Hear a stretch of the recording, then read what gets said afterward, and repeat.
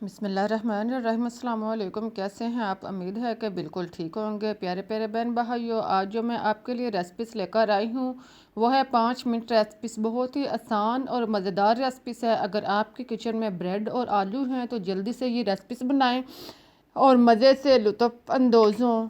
तो चलते हैं अपने रेसिपीज़ की तरफ और शुरू करते हैं अपनी आज की रेसिपीज़। इसके लिए हमें चाहिए आलू उबले हुए, दो आलूओं को उबाल कर इसका छिलका उतार लें और फिर इनको अच्छी तरह कुचल लें। सारे आलूओं को अच्छी तरह कुचलें। इसके बाद इसमें एक दो प्याज कटर किया हुआ बिल्कुल बारीक इसमें शामिल करें। साथ में हरी मिर्च दो बारीक कटी हुई डालने के बाद हरा धनिया 2 से 3 खाने के चम्मच डालें और फिर नमक टेस्ट के मुताबिक, सुरख मिर्च पाउडर आधा चम्मच, हल्दी पाउडर आधा चम्मच और काली मिर्च पिसी हुई आधा चम्मच शामिल करें। इसके बाद इसमें ज़ीरा पिसा हुआ 1 चम्मच डालें और खुश्क धनिया पिसा हुआ 1 चम्मच डालने के बाद अब इसमें 2 से 3 चम्मच कॉर्नफ्लोर शामिल करें। इन सब मसाला जात को डालने के बाद इसको खूब अच्छी तरह यकजां कर लें। आलू और सारे मसाला जात को अच्छी तरह यकजां करने के बाद एक साइड पे रख दें। अब ब्रेड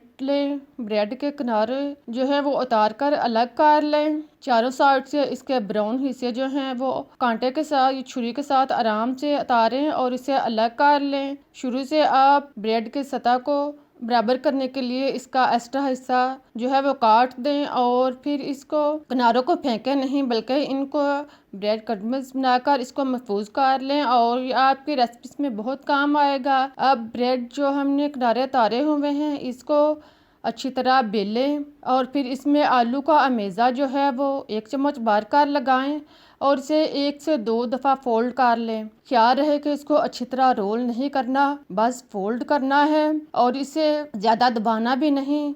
अब इसे 3 से 4 हिस्सों में काट लें। सारे ब्रेड इसी तरह तैयार करें। फिर ऑयल गरम करें और नॉर्मल आंच पर इसको बगैर कुछ लगाए आसानी के साथ फ्राई कर लें। एक एक पीस जो है वो ऑयल के अंदर रखते जाएं और इसको फ्राई करते जाएं। एक साइड से ब्राउन हो जाए तो इनकी साइड जो है वो चेंज कर दें। दूसरी साइड से भी इनको ब्राउन होने तक पकाएं। जब चारों साइड से अच्छी तरह ब्राउन हो जाए तो समझे हमारी रेसिपी तैयार हो चुकी है। अब इसको निकाल लें। देखें कितने मज़ेदार और टेस्टी रेसिपी है। बनाने में बहुत ही आसान और खाने में बहुत ही ज़ायकेदार है। आई होप कि आपको मेरी रेसिपी पसंद आई होगी। अगर पसंद आई है तो लाइक करें, मेरे चैनल को सब्सक्राइब करना ना भूलें। मुझे इजाज़त दें, मैं फिर मिलूंगी। तब तक के लिए अल्लाह हाफिज़।